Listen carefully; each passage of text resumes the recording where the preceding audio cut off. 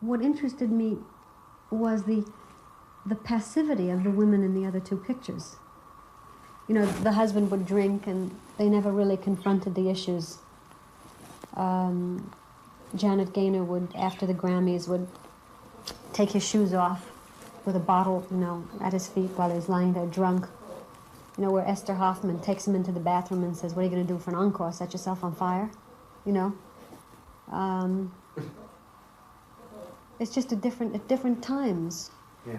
The woman's role is changing, you know.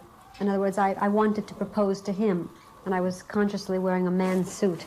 It's not that I don't believe in radical feminism. I just believe in women assuming their own power, or women taking hold of their own strength. Women, you know, in just making this movie, I found the women to be even more emotionally stable than the men. I suppose the man in the film was in a bad way when we first meet him, really, isn't he? Mm-hmm. I mean, his success has really rather overpowered him.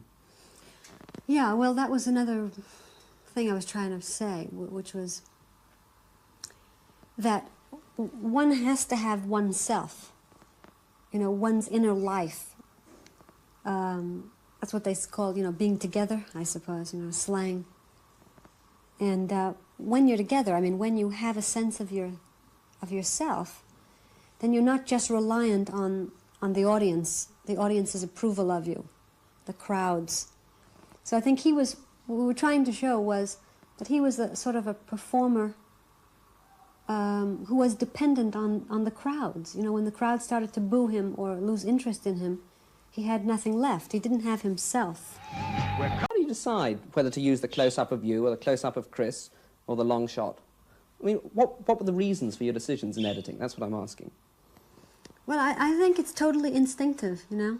It's like sometimes when I'm actually doing the scene, I'm staging it in my head.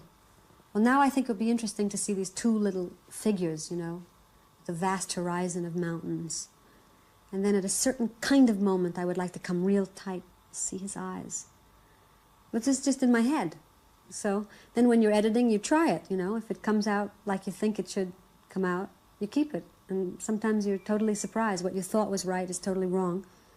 So you try it a whole other way, reverse it, make a mistake, you know, do something else.